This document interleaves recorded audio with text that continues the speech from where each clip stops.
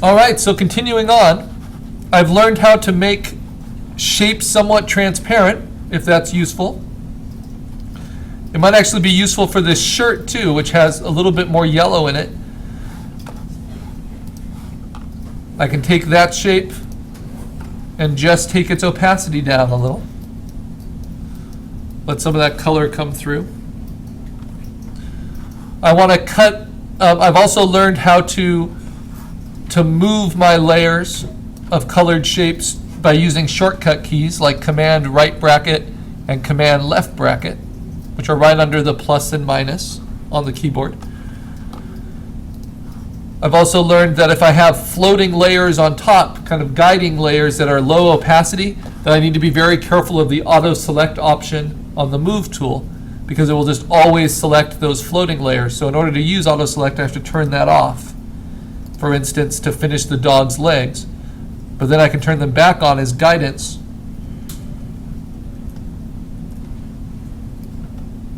for what areas still need to be filled.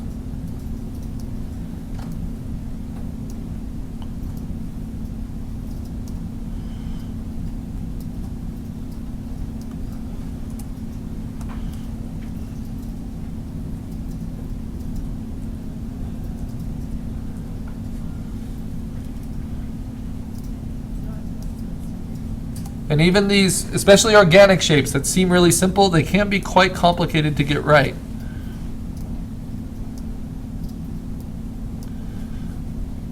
Because we are using mechanical shape tools, and then we need the warp tool to make them into more organic forms. And that's why shape is so evocative, especially in figures and in animals. And that's going to come into play when we're designing our own creatures. And I'm just making duplicates of shape layer upon shape layer. They're still all vectors. I haven't rasterized anything. The goal is not to rasterize anything, to be able to use the full advantage of the vectors.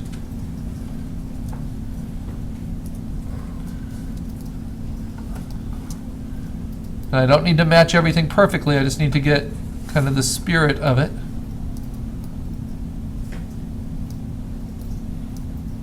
But because this dog is at this interesting angle and such an interesting shape, I do need to be a little bit more precise with my shapes so it doesn't just look weird.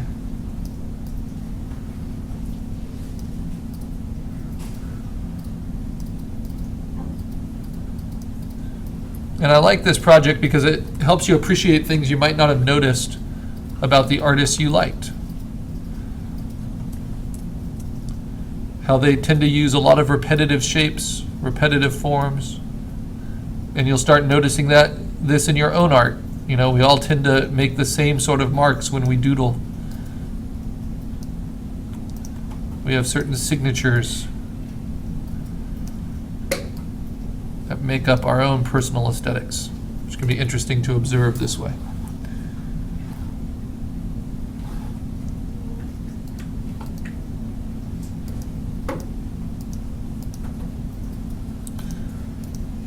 This relates to what Digital 2 is doing as well. They're trying to clean up their sketches with refined vector outlines. And so they're not just trying to match every detail, they're trying to find the cleanest, simplest way to get the desired effect. That will give them the best results. In the case of this dog, I think that means creating a little bit more shape for right there.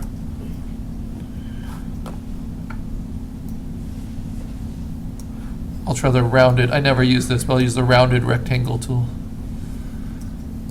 It's more like an app development kind of icon tool than an art tool, but why not?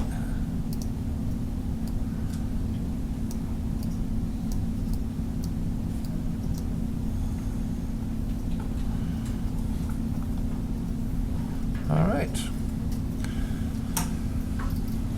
So the dog has this little kind of shard of light behind him. So I like that idea. And then this little bit of green and this little lasso of red I think is important to the composition, so I'm going to try to add those in. Honestly, I don't think this chicken is that important to the composition, but I might do little pinks there. And then I'm basically done. So keeping it simple is important, not overdoing it.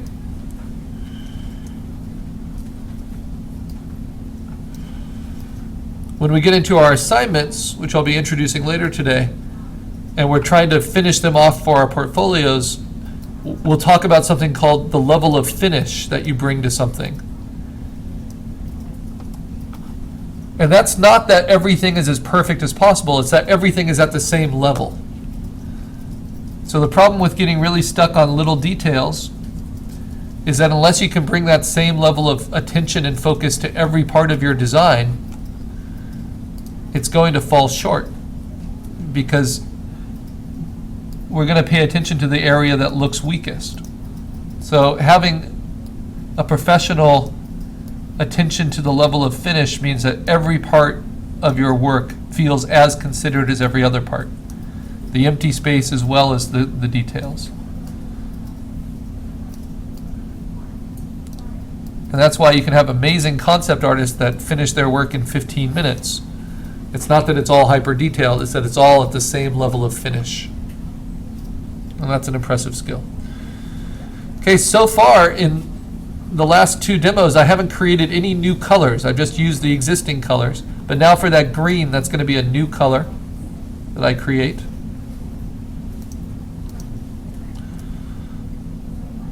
So I'll start it with a copy of something I've already made. And for the first time, these are really complicated shapes. Lots of undercuts. So I'll make a little stem. And then to color it, I'm going to do something a little weird.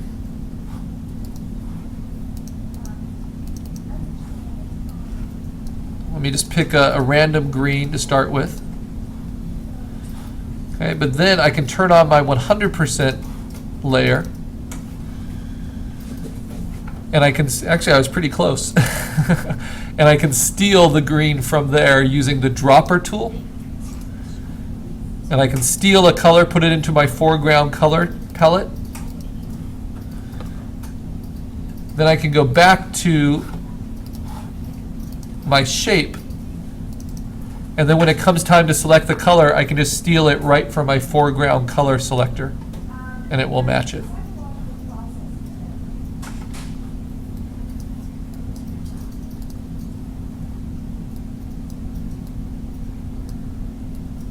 I think it's actually somewhere in between that I want them. So a shape like that. Now to add some of those palm fronds and everything, these weird kind of coral shapes, I am going to use a new shape tool, which is the custom shape tool.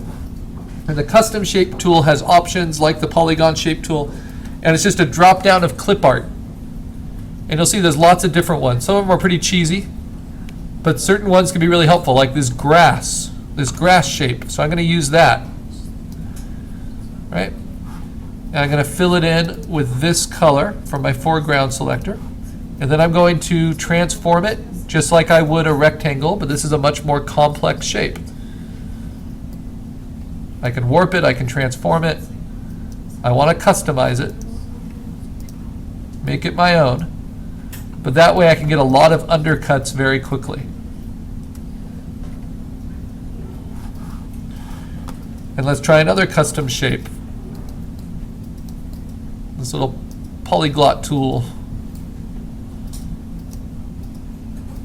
that has a lot of undercuts.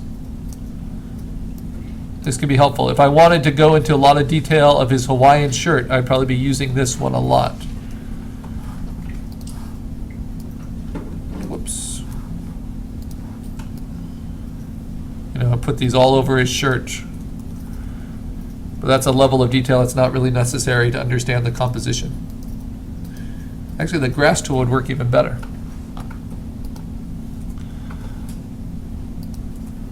So keeping it very simple.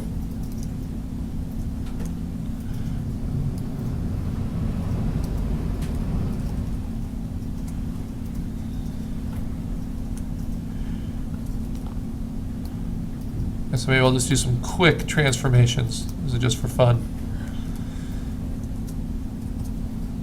To mimic his Hawaiian shirt.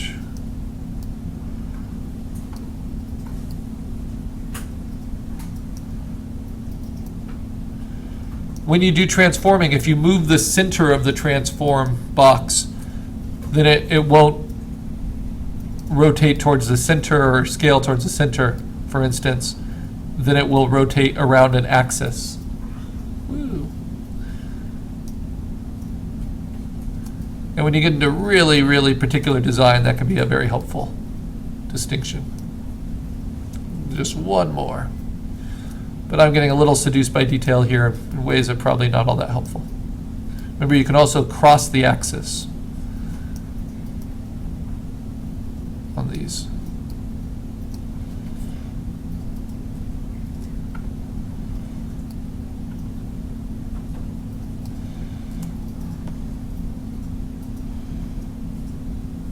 Okay, now I just need that red lasso. So how am I going to get a tool like that? Well, I wanted to show you the last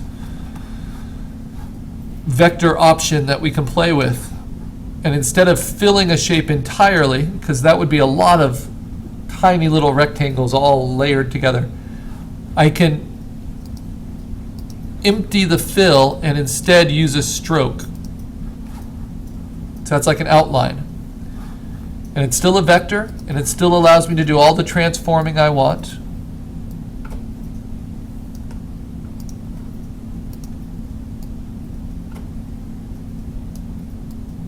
And I can push and pull it so it looks a little bit more organic. Right? Then I can duplicate it. Whoops.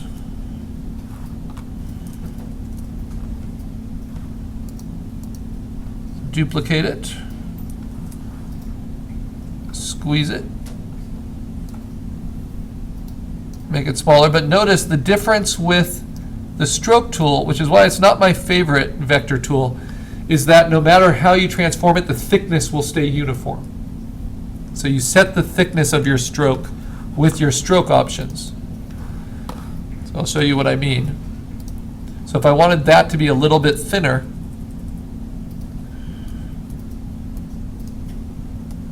that's like changing a color.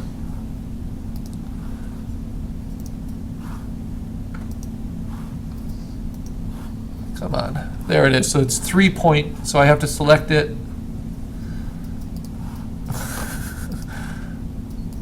So it can be a lot of work. And I want to make it, 2.3 point instead of the same. And so if you need kind of outlines, that's the way you do it. But when it comes to this loop, there's no way to also just close a vector outline. The only way to do it would be to have it be overlapped by a shape. So for this, I'm just going to do it with lots of little rounded rectangles.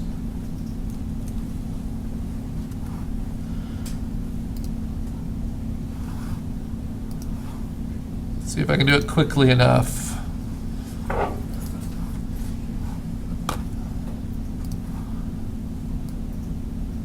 So all the challenges are organizational. Especially towards the end, getting to the layer you want, being able to control it all.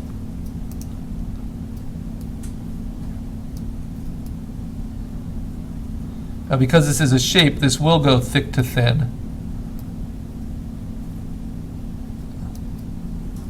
So I have to make sure I get all of it to move, not just parts of it.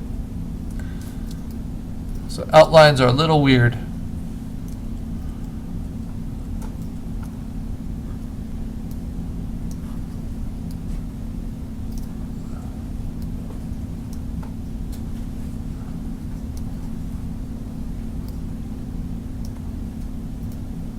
There we go, and you notice it's all kind of a uniform thickness, except where I'm warping it to overlap itself.